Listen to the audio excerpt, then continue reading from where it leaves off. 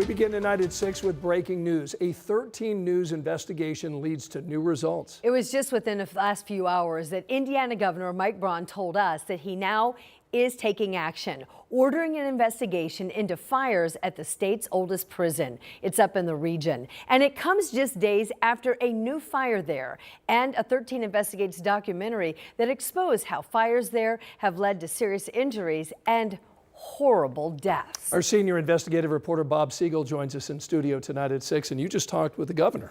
I did. I had a chance to talk to the governor about the widespread fire safety problems that we uncovered during our investigation, and Governor Braun says it's now time to figure out what's going on inside Indiana State Prison. 13 Investigates found in recent years that maximum security prison in Michigan City has had hundreds of fires. One of those fires happened just 3 days ago, critically injuring an inmate. 13 Investigates broke news of that fire, and we now know the burned inmate is on a respirator with severe burns over 60% of his body. All this comes just days after 13 Investigates released a documentary exposing how massive fires inside the prison injured and killed other inmates, including Josh Devine and Michael Smith, you see right there. They burned to death while locked inside their cells. I've been asking the governor to discuss these problems, so when I caught up with him today, he seemed to be expecting my questions.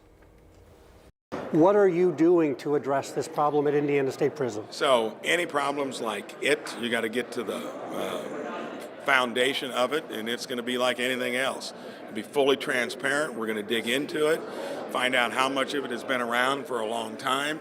Have you asked for an investigation? Have you asked for steps to be taken? After this last incident, anything like this or anything that's out of order, you got to attend to it and fix it. So yes, we will be looking to see what is behind this, do a full investigation of it, and look to improve our prison system in all the ways we need to make it better. Our 2-year investigation into fires at Indiana State Prison revealed widespread electrical problems, missed inspections, improper training, and falsified documents, all leading to conditions that make fires more likely. And the problems extend beyond the prison. They also include the state fire marshal's office and a whole century of fire safety recommendations ignored by state leaders.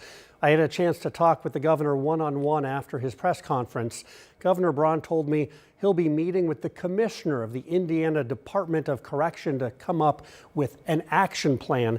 And he said learning that an inmate was badly burned just a few nights ago, he said that upset him, and he does not want that type of thing happening under his watch.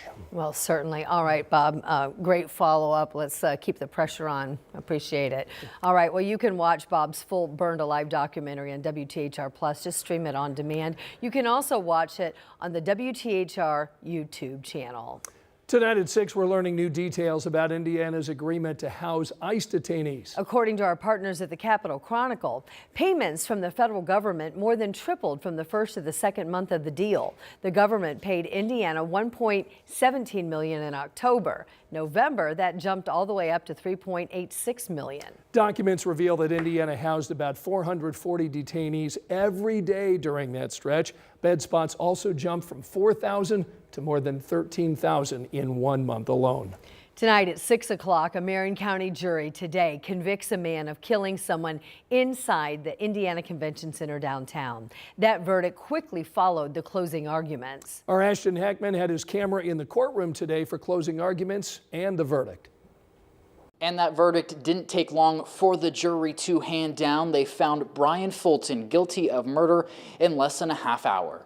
As to count 1, verdict guilty. We, the jury, find the defendant, Brian Fulton, guilty of murder, a felony. Brian Fulton stabbed and killed 58-year-old Al Gosnell inside the Indiana Convention Center in September 2024. Both men worked there at the time. Fulton's attorneys claimed he acted in self-defense. The video does not show the beginning of the altercation. Therefore, we cannot say who the initial aggressor was. But prosecutors told jurors this was a targeted attack. They argued Fulton followed Gosnell down a hallway before stabbing him multiple times with a box cutter. The defendant lied to you. The defendant put the knife back in Al's hand so he could come up here later and so he could have a story to tell. The jury ultimately agreed. Fulton will be in court to learn his sentence on April 22nd. He faces up to 65 years in prison. In Indianapolis, Ashton Hackman, 13 News. Yesterday at this time, we had clouds, we had flurries, we had temperatures in the 20s. This is the picture today. Lots of sunshine at this hour over the Country Club of Indianapolis. We still have some lingering clouds east and northeast of the capital city, and those clouds are still having an impact on temperatures, 30s and 40s north and east, but we've made it to 50 in Indianapolis at this hour. 50 Greencastle, and we're as warm as 55 degrees in Terre Haute. Temperatures tomorrow afternoon, 60s and 70s on the map. Most of us will be in the 60s. Areas south and west may get as warm as 70 degrees on Thursday afternoon. Still jacket weather this evening. If you're coming downtown to root on our Pacers, tip is at 7 o'clock. Temperatures will be in the middle and upper 40s. Overnight, not nearly as cold. 30s to start. There will be some clouds the early half of tomorrow. Slight chance of a passing shower. So if you want to throw the umbrella in, okay, but you're not going to need it most of tomorrow. The big story will be temperatures warming into the 60s. We are back to short sleeve weather starting tomorrow, and that's going to continue. We will also look ahead to our next rain chance. After that slight chance tomorrow, we get a rain chance to wrap up the weekend. I'll have that and several days in the 70s in the 7-day. Thank you, Angela. The Indianapolis Metropolitan Development Commission cast a vote today that now paves the way to build a data center in Decatur Township. So today's decision comes after an hours-long meeting ended with a vote to approve the plan. Our Alex Almanza was at that meeting and tells us tonight what this decision means. Alex? Well, that decision means that this land right behind me near Canby Road and State Road 67 is where developers can now build a data center. Now, this is something that's been in the works for months. About 130 acres of data center campus. You can probably imagine it right here in Decatur Township. About 25 minutes away at the City County Council building, a lot of people showing up, packing the room for the Metropolitan Development Commission meeting. For almost 2 hours, we heard from petitioner Saby, as well as arguments from the group Protect Decatur Township. The biggest concern is quality of life for the residents who live right here, some right on the property line of the data center. Saby pushed back on some of the quality of life concerns, such as commitments to low sound, paying for grid upgrades, and even using a closed-loop water system. Now, the room was far from lopsided. It seemed like half the crowd was for and half against. But in the end, victory fell in the lap of people for it and the jobs it might bring to central Indiana. These jobs, what we know about data centers is that it's not just the initial build out. The technology is changing so much that we find construction workers are on the project for an extended amount of time, and those projects are good for our members. This isn't over. We are going to pursue judicial review.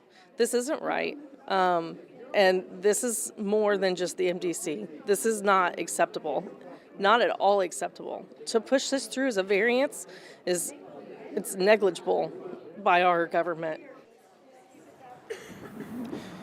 Something that made this project unique is that it never had to go to the City County Council. You see, this land behind me is zoned as light industrial, so a rezoning wasn't needed. Therefore, the Development Commission had the final say.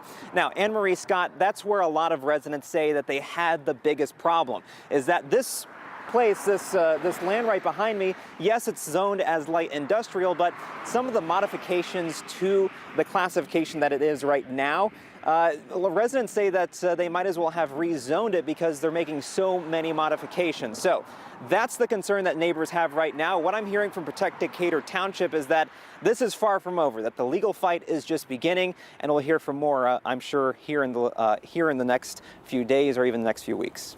All right, Alex Almanza, thanks so much for that update.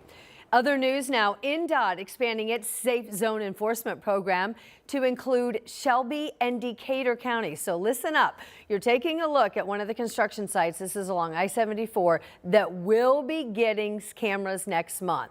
So this is between the mile markers 113 and 134. This is near Shelbyville, all the way down to the Greensburg area. So this is what you need to know. If you're in these areas and you're going too fast, if you're caught going more than 10 miles an hour over the speed limit, at first you'll get a warning. The second time, you'll be fined $75. After that, every violation is a $150 fine. Angela.